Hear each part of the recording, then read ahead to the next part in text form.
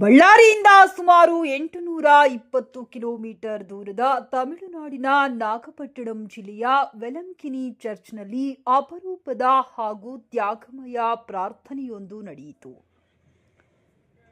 ಬಳ್ಳಾರಿ ಮಾಜಿ ಶಾಸಕ ಸೋಮಶೇಖರ್ ರೆಡ್ಡಿ ಅವರು ಮುಂಬರುವ ಚುನಾವಣೆಯಲ್ಲಿ ಮತ್ತೆ ಶಾಸಕರಾಗಿ ಆಯ್ಕೆಯಾಗಬೇಕು ಹಾಗೂ ಸಚಿವ ಸ್ಥಾನ ಪಡೆಯಬೇಕು ಎಂಬ ಸಂಕಲ್ಪದೊಂದಿಗೆ ಬಳ್ಳಾರಿಯ ಶ್ರೀರಾಂಪುರ ಕಾಲೋನಿಯ ವಿಶ್ವನಾಥಪುರಂ ಸೆಕೆಂಡ್ ಕ್ರಾಸ್ ನಿವಾಸಿ ಪ್ರೇಮ್ ಕುಮಾರ್ ಅವರು 1.5 ಕಿಲೋಮೀಟರ್ ಮೊಣಕಾಲಿನ ನಡಿಗೆಯ ಮೂಲಕ ವಿಶೇಷ ಪ್ರಾರ್ಥನೆ ಸಲ್ಲಿಸಿದರು.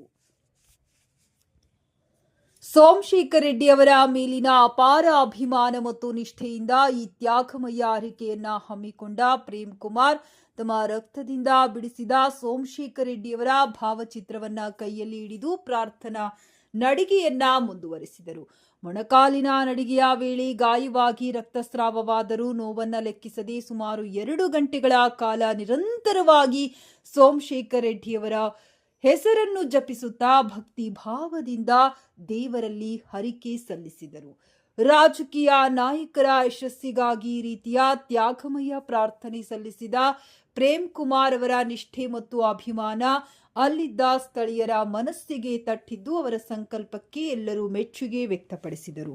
ಭಕ್ತಿ ಭಾವದ ಪರಾಕಾಷ್ಠೆಯಾಗಿ ಕಂಡುಬಂದ ಈ ಅಪರೂಪದ ಪ್ರಾರ್ಥನೆ ಚರ್ಚೆಯ ವಿಷಯವಾಗಿದ್ದು ಎಲ್ಲರ ಗಮನ ಸೆಳೆಯಿತು.